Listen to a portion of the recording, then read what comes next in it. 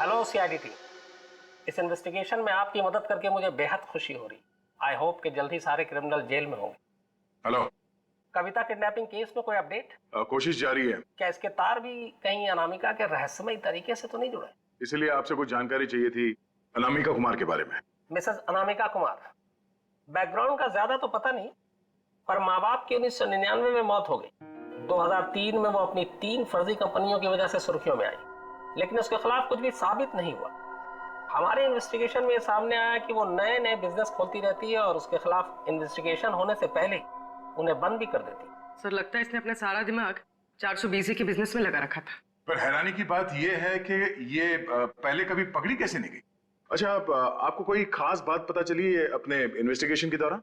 हाँ, लेकिन 2 चीजें सामने आई।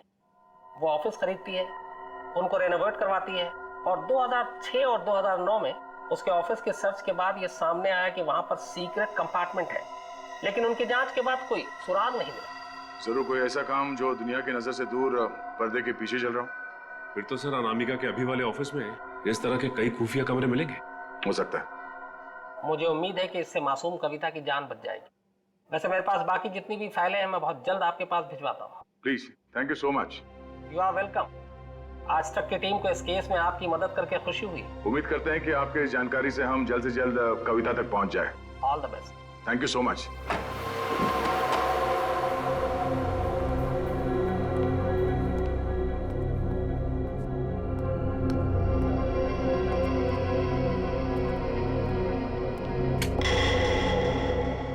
चेक करो, देखो ऑफिस में अनामिका के बारे में कुछ पता चलता है क्या।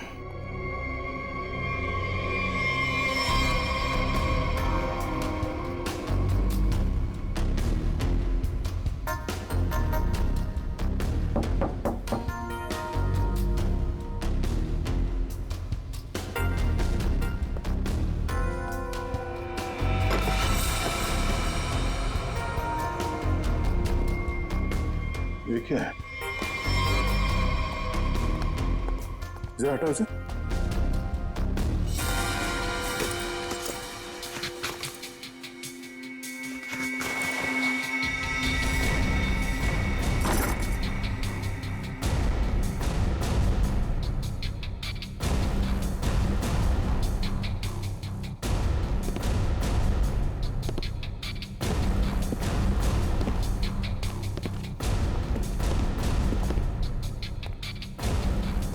पंकज, स्विच ऑन करो। सर, इतने सारे बॉक्सेस, खोलो सबको।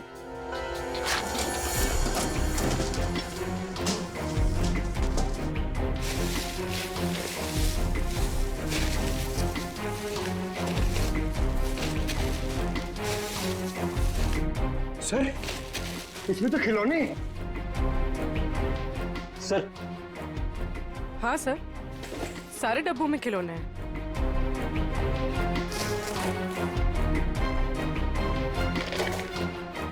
ये क्या चक्कर है? ये दोनों खिलौने एक जैसे हैं, पर ये हल्का है और ये भारी है।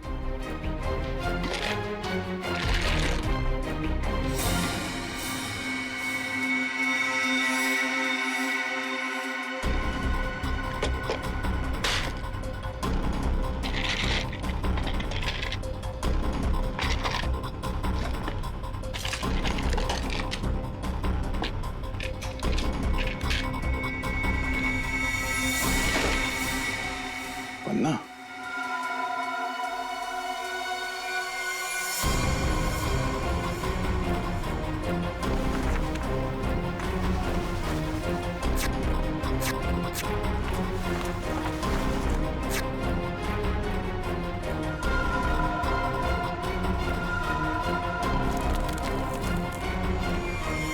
तो ये देखिए, बाकी खिलौने में भी ऐसी कीमती पत्थर है।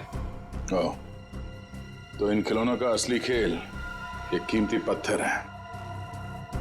अब समझ में आया कविता का किडनैपर किस सामान की बात कर रहा था।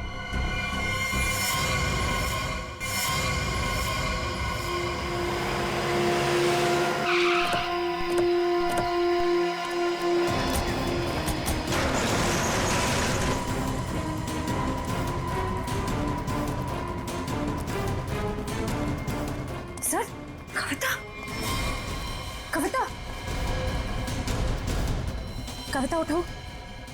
कविता, कविता,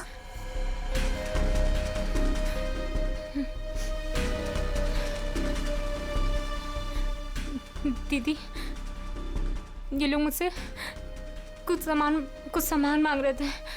मुझे बचा लीजिए मैम, मैं मरना नहीं चाहती मैम, मुझे बचा लीजिए। कुछ नहीं होगा, कुछ नहीं होगा। कविता, कविता, कौन है माँ? इसका ख्याल रखो। कौन है? कौन हो तुम लोग? क्या साहब, इनको नहीं जानते? चमन चंद्रू, एंटीक चोरों की दुनिया के सबसे बड़े खिलाड़ी। चमन चंद्रू? सर इसका नाम तो अनामिका के बिजनेस पार्टनर्स की लिस्ट में भी था, जो शम्स ताहिर ने हमें दी थी। तो उस रात अनामिका तुमसे बिजनेस डील करने निकली थी घर से। मेरा टाइम, मेरा वक्त बर्बाद मत करो। पैकेट निकालो, उस लड़की को लेकर के जाओ।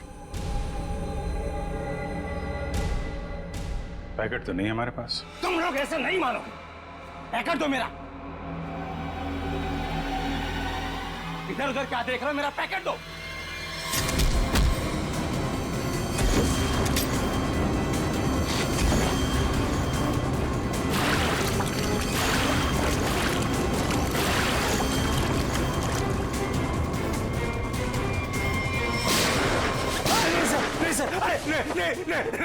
नहीं सर, मैं आप लोगों को सब बताता हूँ, सब बताता हूँ आप लोगों को। सर, मैंने अनामिका को नहीं मारा है। अनामिका मुझे पन्ना देने वाली थी। सर, मैंने एडवांस में उसको 10 करोड़ रुपए दिए थे सर। मैं भला उसे क्यों मारूंगा? मेरा तो सर 10 करोड़ रुपए भी डूब गए। तो तुमने उसे उस थिएटर में नहीं बुलाया था प्ले देखने? सर मैं भला क्यों अपना अचानक प्लान चेंज करूंगा? पता नहीं वो अचानक कैसे रंगमंच पर आगे अपनी मौत को दावत देने के लिए। सर मैं तो बर्बाद हो गया। लूट गया सर, मेरे 10 करोड़ चले गए। दया, लगता है कोई तो है जो इस चमन से एमरल्ड हड़पना चाहता है। सर, अनामिका के कोई करीबी हो सकता है जिसे इस डील के बारे में मालूमात थी। पिया, शशांक या मितू, नौकरानी मितू। सर सिर्फ ये मितू के फोन की लोकेशन पता चल जाए। Hello, thank you. Sir mobile company वालों का फोन था, उन्होंने हमें मितू के मोबाइल की लोकेशन भेज दी। अरे चलो देखते हैं।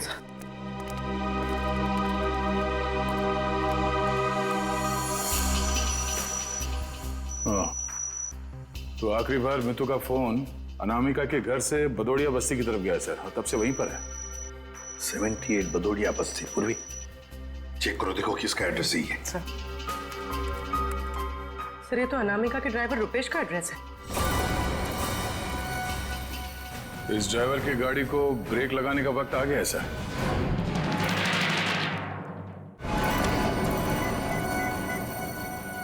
हाय हेलो छोड़ो, ध्यान से मेरी बात सुनो। असली चीज मेरे पास है। इससे पहले सीआईडी मुझ तक पहुंच जाए, पैसे दो और सामान ले लो। डोंगरी ब्रिज पर आके मिलो ठीक 3 बजे।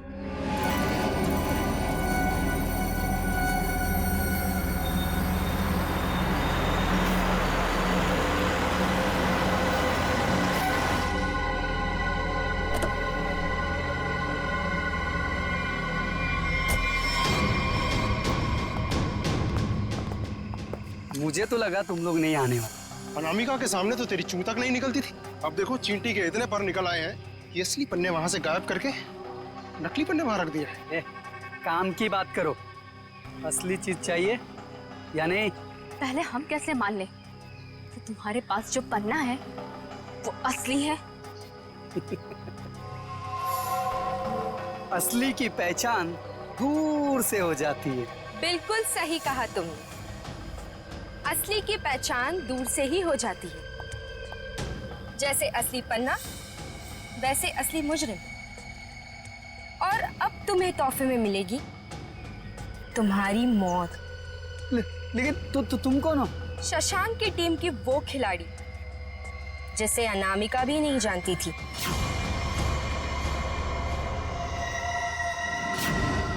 अब बता, क्या है तेरी आखिरी इच्छा? अपनी आखिरी इच्छा की फिक्र करो, क्योंकि खेल तो खत्म हो चुका है तुम्हारा।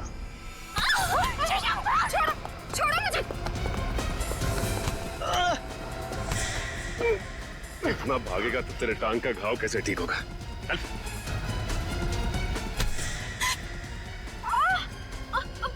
छोड़ो मुझे। कैसे छोड़ूं? अभी तो सिर्फ पर्दा उठा है, पूरा का पूरा नाटक देखना तो अभी बाकी है।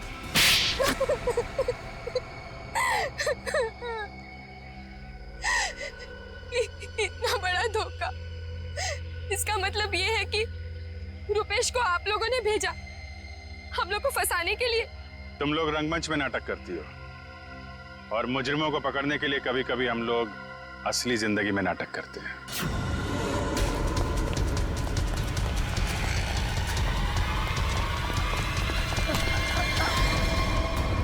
कहाँ भाग रहा है? कहाँ भाग रहा है? मीतू कहाँ है? सब, मीतू तो मर चुकी है। अनामिका मेम साहब ने उसे मार दिया था साहब, और मैंने तो बस उसकी लाश दफना दी थी। और लालच में आकर तुमने मीतू का फोन अपने पास रख लिया, क्यों? जी मेम साहब, इसके अलावा मैंने कुछ नहीं किया था। मुझे छोड़ दो।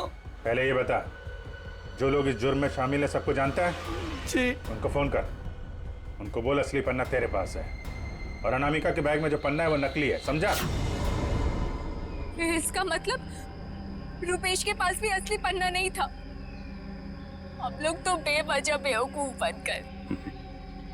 लालच चीज ही ऐसी होती है, अच्छे खासे अकलमंदों के दिमाग पे पर्दा पड़ जाता है, फिर तुम लोग तो मुजरिम ठहरे।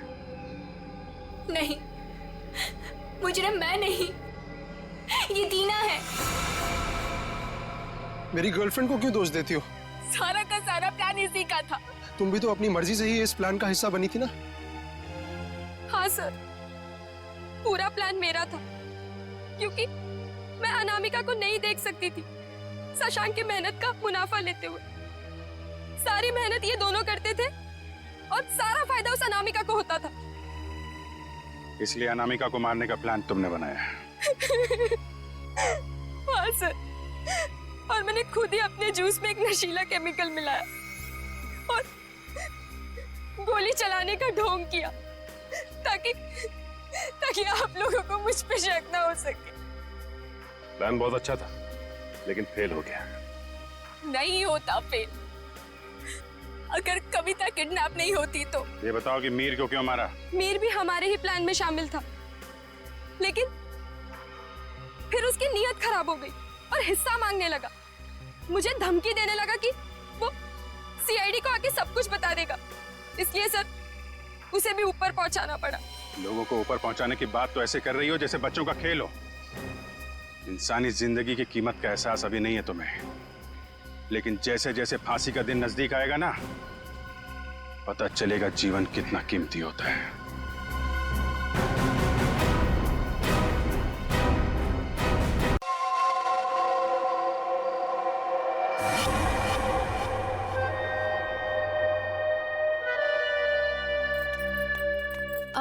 ये लीजिए मैम साहब। मीतू, लॉकर की चाबी लाना।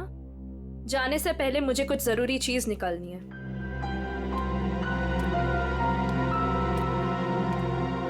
मॉम, मम्मा, पापा से कहो ना कि मुझे मूवी जाने की परमिशन दे दे।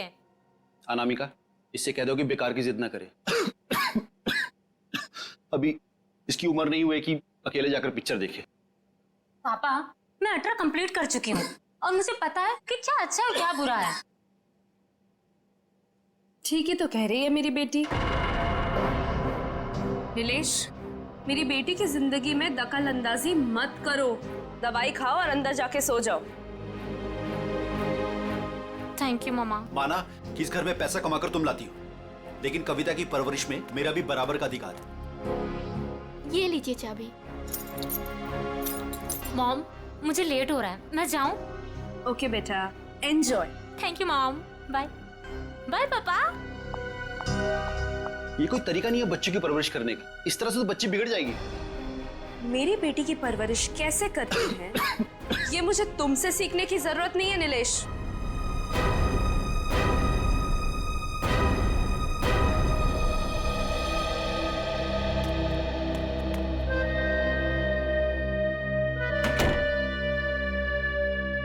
साहब तो अपने कमरे में चले गए, पर मैं चुप बैठने वालों में से नहीं हूँ।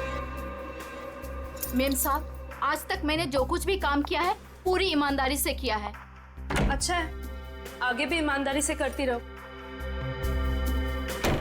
इसी में तुम्हारी भलाई है।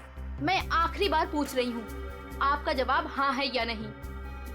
तुमने जब मुझसे पहले भी पूछा था, मैंने तुम्हें ना कहा था।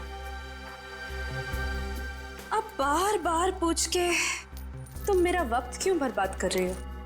अगर आपका फैसला ना है तो इसके आगे मैं जो कुछ भी करूंगी उसके जिम्मेदार सिर्फ आप रहोगे। मीतू, बचपन से लेके आज तक मैंने जो भी किया है उन सब की जिम्मेदारी मैंने खुद ली है।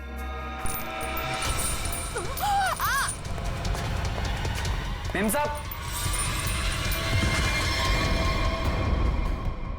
वो लोग आ गए? जी, नीचे गाड़ी में आपका इंतजार कर रहे हैं। अच्छा, अंदर आओ। ये क्या हो गया मेम साहब? कविता फिल्म देखने गई है और नीलेश अपने कमरे में आराम कर रहे हैं। मेरे वापस आने से पहले इस लाश को ठिकाने लगा देना, समझ गए ना?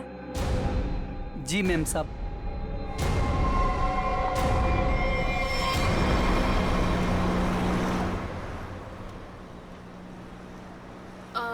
मैम, आपने वो सामान तो लिया है ना? पिया, मैंने कितनी बार कहा है कि मुझसे ऐसे बेकार के सवाल मत किया करो। अगर सामान नहीं लाई होती तो हम क्लाइंट से मिलने नहीं जा रहे होते। Sorry ma'am.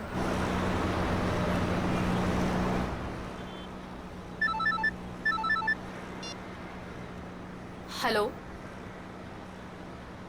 क्या? पर क्यों?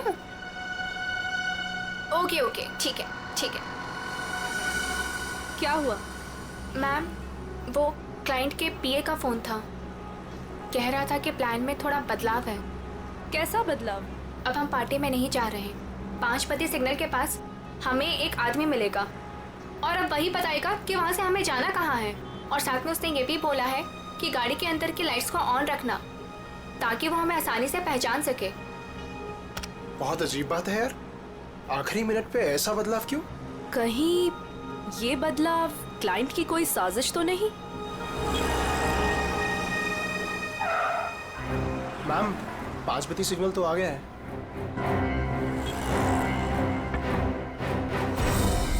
इस पते पे जाना है जो इस लिफाफे में लिखा है। एनवेलप खोलो, देखो क्या लिखा है। मैम, इसमें तो टाइगर क्लब में होने वाले प्ले जिसका नाम बीवी का बदला है, उसी के 3 पासेस दिए हैं उसने। Tiger club? पर हम प्ले के दौरान डीलिंग कैसे करेंगे? ये तो वहीं जाके पता चलेगा।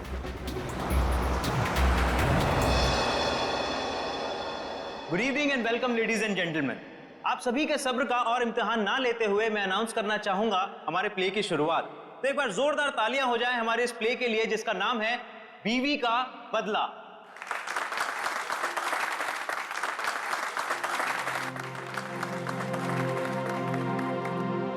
मैं उसे डॉक्टर के पास ले जाने के बहाने घर से बाहर लेकर आऊंगा।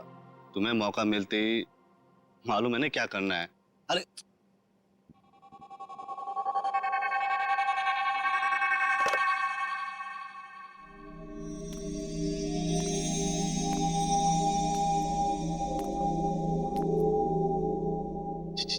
कुछ बोल क्यों नहीं रही? डायलॉग क्यों नहीं बोल रही? इसका डायलॉग था ना। दीना, ओ दीना, डायलॉग बोल। डायलॉग बोल। दीना, दीना डायलॉग बोल। मैं यहाँ क्या कर रही हूँ? और तुम यहाँ अकेले क्यों खड़े हो? क्या कर रही हो तुम? तुम्हें मुझ पर चिल्लाना है? ड्रॉर से गन निकालो और मुझे धमकी दो क्योंकि मैंने तुम पर हाथ उठाया। तुमने मुझ पर हाथ उठाया? हाँ? मुझे नहीं पता। अब मैं तुम्हें दिखाती हूँ। कहाँ है ड्रॉर?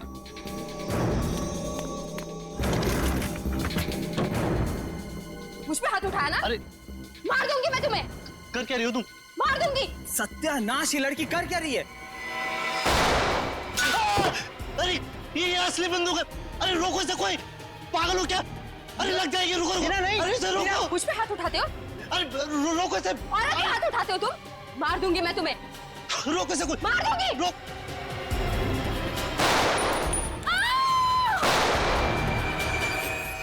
ए, पकड़ो इसे।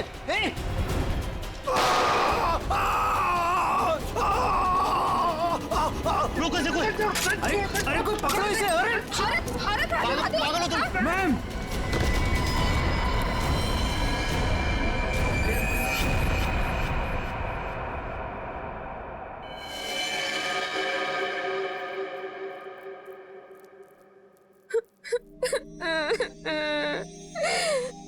गोली चल गई, लेकिन मैंने किसी को नहीं मारा। मुझे नहीं पता ये सब कैसे हो गया।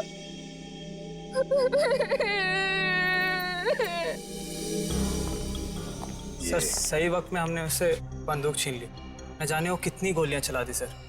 सर भगवान का शुक्र है कि मैं बच गया, नहीं तो गोली सीधे मेरे पैर पे लग जाती। शशांक के पैर में लगी ना? हाँ जी, हाँ यस सर, और उसे हमने हॉस्पिटल भिजवा दिया है।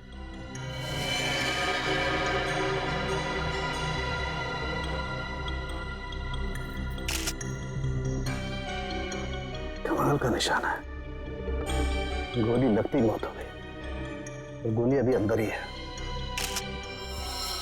तुम लोग मुझे तंग मत करो, मैंने कुछ नहीं किया। तुम सब लोग बहुत गंदे हो, सब के सब झूठे हो। मैं कह रही हूँ ना कि मैंने किसी को नहीं मारा, मैंने गोली नहीं चलाई। मैं तो सिर्फ मीर की पत्नी बनी थी ना, और प्ले कर रही थी। मैंने किसी को नहीं मारा। पता नहीं असली गोली कैसे चली। मुझे कुछ नहीं पता, कुछ नहीं पता मुझे। बस इसकी आंखों की पुतली को देख करके लगता है इसे किसी ने नशीली चीज दे दी है, उसी की वजह से ऐसा बर्ताव कर रही है। अगर ये बात है तो फिर जरूर ये किसी अंदर वाले का ही काम है। बताओ क्या कहना है तुम लोगों को? सर हमने कुछ नहीं किया सर, सच में हमने कुछ नहीं किया। सर मालूम नहीं सर, गन नकली से असली कैसे हो गई? अपने आप तो नहीं हो जाएगी ना नकली से असली, किसी ने तो किया होगा। सर हमें नहीं पता। एक मिनट, कब से ऐसे बर्ताव कर रही है ये? सर जब से स्टेज पे आई है सर, तब से। हाँ सर, वो मेकअप रूम में बिल्कुल ठीक थी सर। क्या मेकअप रूम में बिल्कुल ठीक थी? पूर्वी, इसके मेकअप रूम में जाओ और अच्छी तरह से चेक करो। के तू भी जाया, देख कुछ मिलता है क्या। ठीक।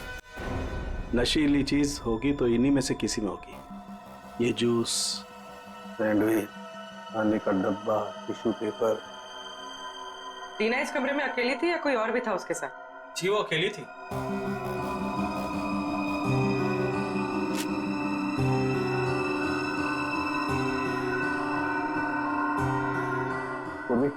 वो ड्रॉपर और वो पेपर जो रखा है उसकी स्ट्रिप दो।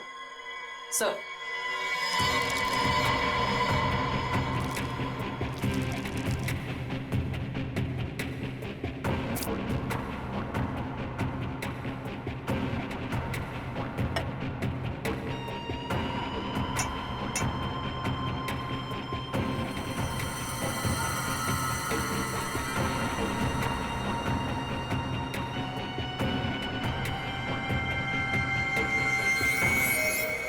No sir, Anamika madam Tina को नहीं जानती थी। और ये बाकी के लोग उनको जानती थी?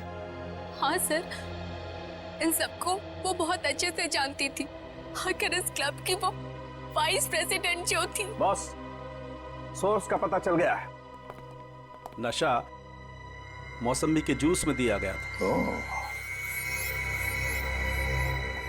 क्यों? किसने दिया था ये जूस दीना को?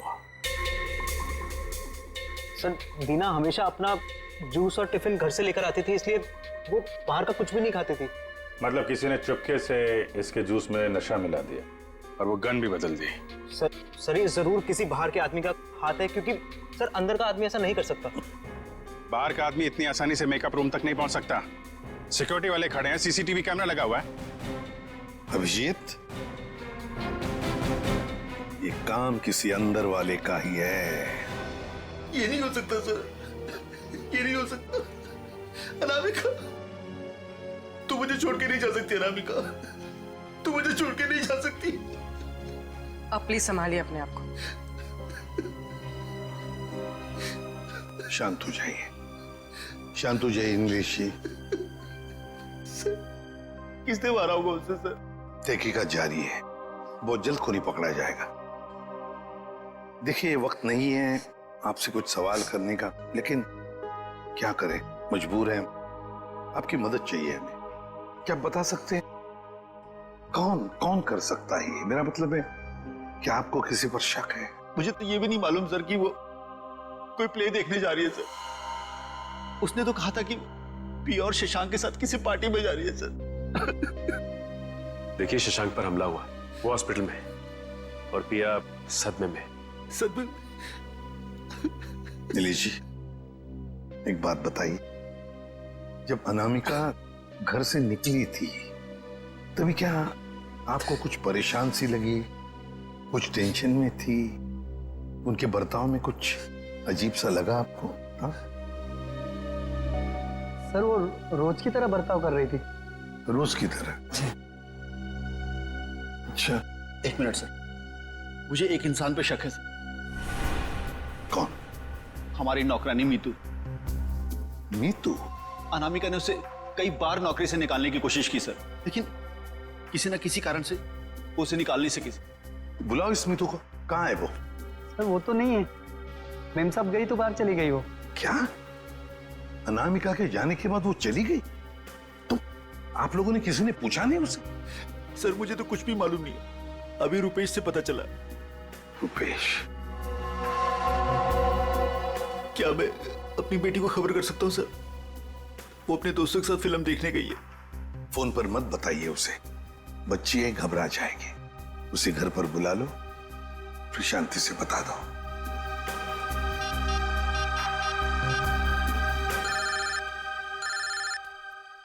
पापा?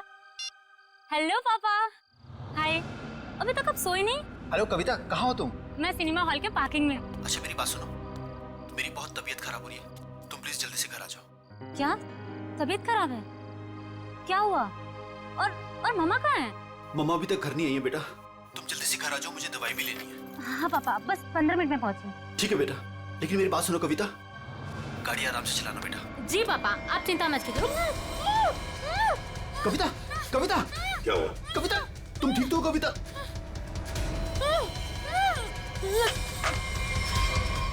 कविता कहाँ गई है? कविता कौन से थिएटर में गई है?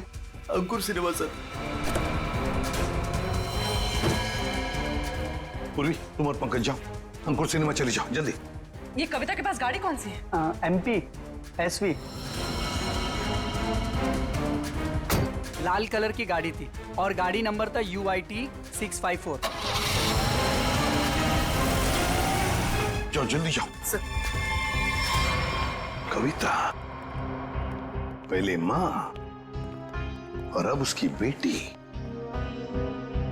कहीं सबके पीछे कोई इनका करीबी तो नहीं?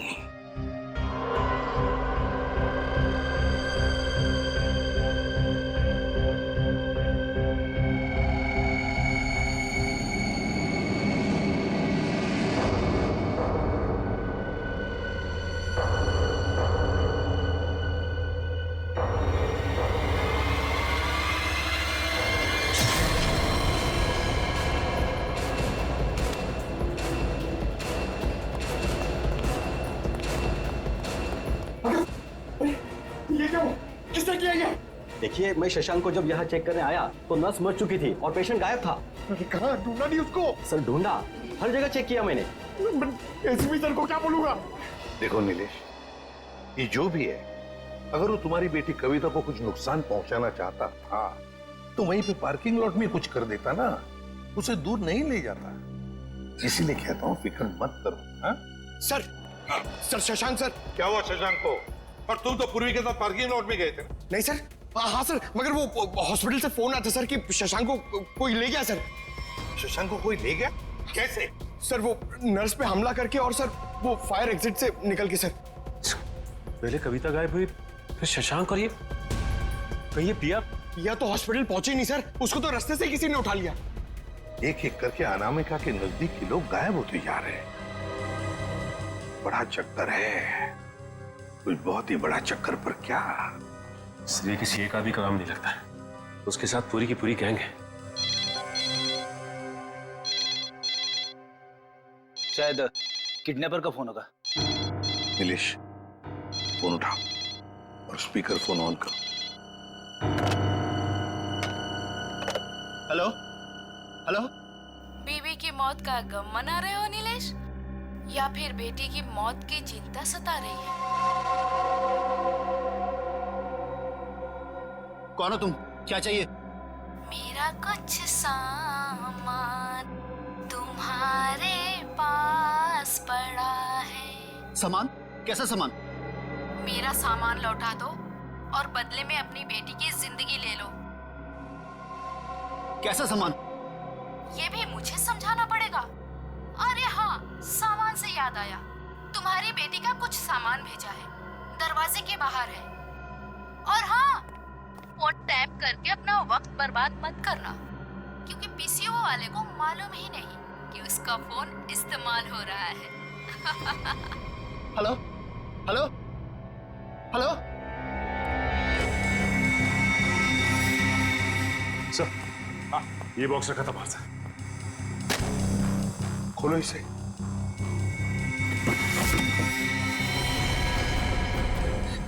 ये काम तो कविता का है सर।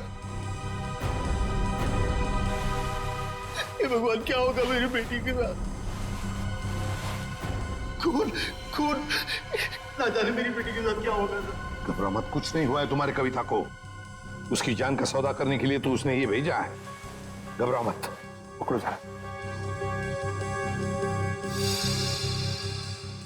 मैग्नीफाइंग ग्लास देना तो।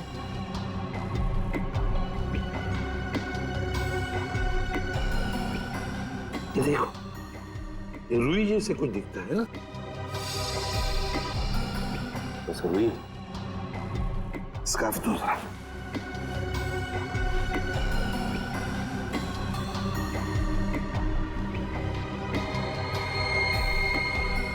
ये देखो, इस पर भी कॉटन के सिरे हैं, मगर अलग अलग हैं। खून सूखा हुआ है ना, इसलिए फंसे नहीं है उसमें। ये देखो। एक मिनट, ये क्या है?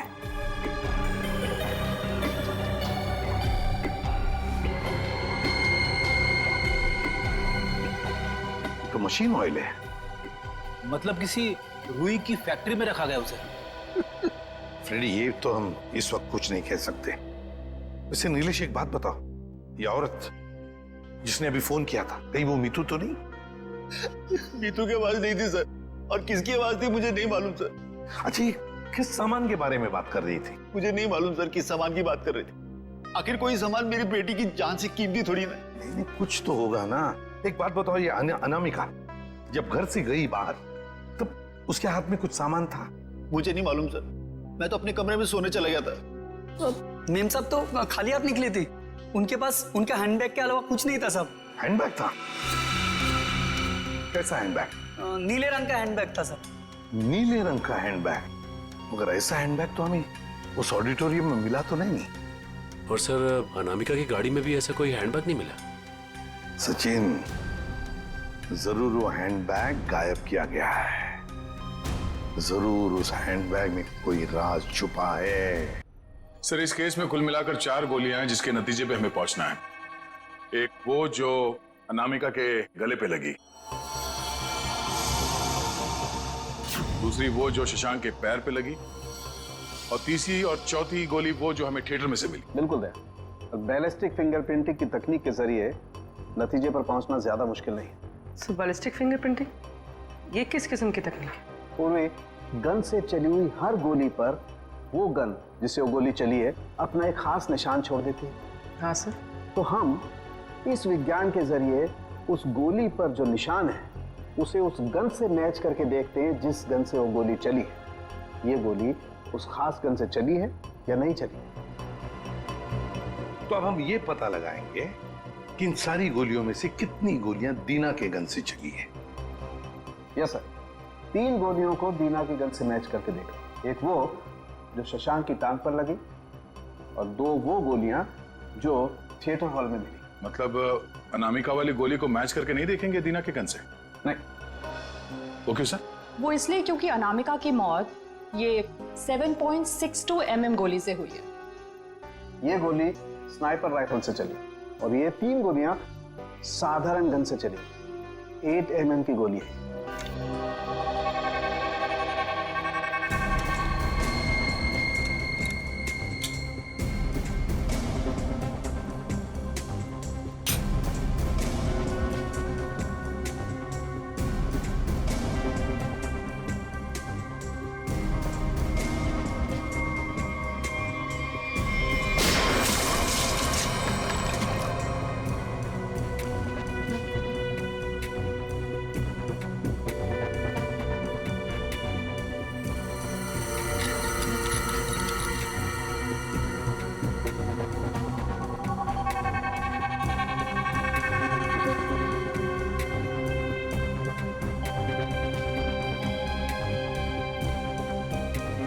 पता चल जाएगा कि दीना की गन से गोलियां चली हैं या नहीं। तो मतलब सर अभी हो जाएगा दूध का दूध और पानी का पानी।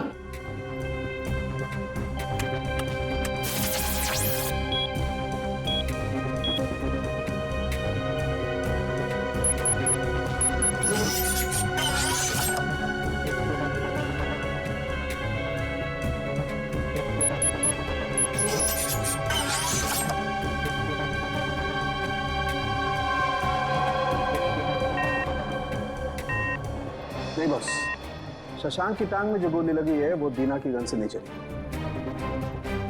थिएटर हॉल में आपको जो 2 गोलियां मिली है वो दीना की गन से चली। मतलब दया, ऑडिटोरियम में 3 गन्स थी, जिसमें से एक स्नाइपर राइफल जिसकी गोली से अनामिका की मौत हो गई। फिर दीना की गन में से 2 गोलियां चली और तीसरी गन से जिसमें से वो चौथी गोली चली वो सीधी शशांक के पैर में घुसी। बॉस, शशांक को जो गोली लगी है वो काफी नजदीक से चलाई गई। सर ये कैसे पता चला? पूर्वी जिस तरह से ये पता चला कि अनामिका को जो गोली लगी है वो काफी दूर से और ऊंचाई से लगी। और सर ये अनामिका की बात आपको कैसे पता चली? मैं बताता हूँ कैसे पता चली। ये घाव देखो, 45 से 60 डिग्री नीचे की तरफ। इसका मतलब खूनी कहीं ऊपर की तरफ खड़ा होगा। और ये देखो, ये शशांक के टांग में जो गोली लगी उसका एक्सरे है। और ये देखो, ये एक काला काला गहरा सा निशान, इसे कहते हैं ऑपरेशन रिंग। ग्रेट। और ये निशान तब होता है जब गोली एकदम नजदीक से चलाई जाए।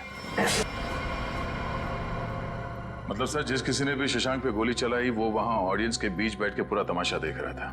दीना को उसने ड्रग्स दिया और जरूर किसी कॉन्ट्रैक्ट किलर को पैसे दिए होंगे अनामिका को मारने के लिए।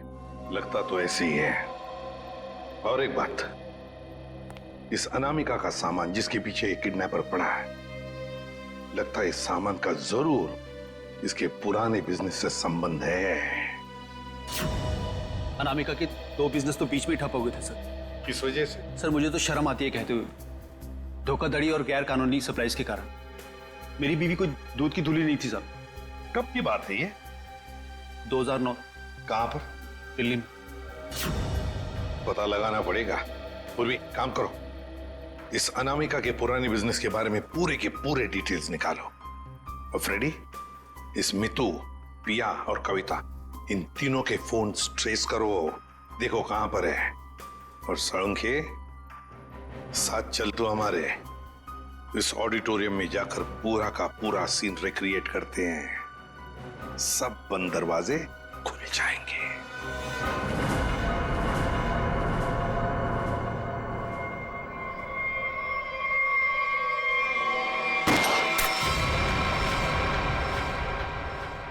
नहीं बॉस, इस एंगल से तो शशांक के पैर पर गोली नहीं लग सकती। अनामिका के गले में जो लगी है वो? बस इस स्टेज की हाइट है लगभग 4 फीट।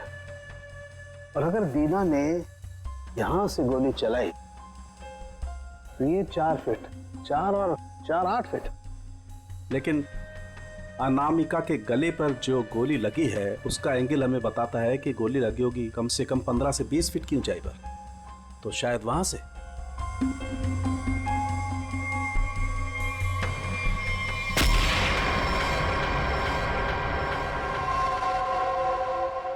मतलब सर, जिस वक्त मेरे गन से गोली चली उसी वक्त किसी और ने भी गोली चलाई शशांक और अनामिका पे। हाँ, स्नाइपर ने गोली चलाई वहां से। लेकिन सर वहां से साउंड और लाइट वाले ही जाते हैं। अच्छा, तो फिर उन्हीं में से कोई है जो खूनी से मिला है? नहीं सर, ऐसा नहीं हो सकता। क्यों? वो इसलिए सर क्योंकि प्ले के दौरान ऊपर कोई था ही नहीं। प्ले से 2 दिन पहले ऊपर का सारा काम खत्म हो चुका था। तो कोई तो है जो चोरी छुपे घुसा है वहां पर, समझे? बुलाओ वॉचमैन को। हाँ सर, अभी बुला दो। सर, एक बात समझ में नहीं आ रही है। अगर शशांक अकेला बैठ के प्ले देख रहा था तो फिर उसके पैर पे इतने नजदीक से गोली किसने चलाई? हाँ सर, हमें कोई दूसरी गन भी नहीं मिली इस थिएटर में। सर, कहीं शशांक ने खुद ही अपने पैर पे तो गोली नहीं मार ली? जरा धीरज रखो तुम लोग, धीरज रखो, सब पता चल जाएगा। सर, ये मुन्ना हमारा वॉचमैन। हाँ मुन्ना, बात बताओ, नाटक के दौरान या फिर ठीक उससे पहले यहाँ पर स्टेज पर कोई आया था, ऊपर चढ़ा था? साहब, लाइट और साउंड का काम तो पहले ही खत्म हो जाता है प्ले से पहले। मगर मगर मगर क्या? मीर साहब दिन में आए थे। मीर? नहीं सर। मैंने उनसे पूछा, आप एक्टर हैं, आप ऊपर जाके क्या करेंगे? तो उल्टा मुझे डांटने लगे।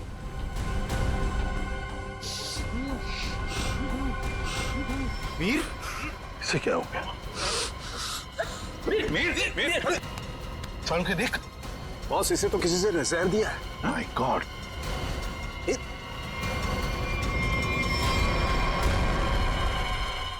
मीर?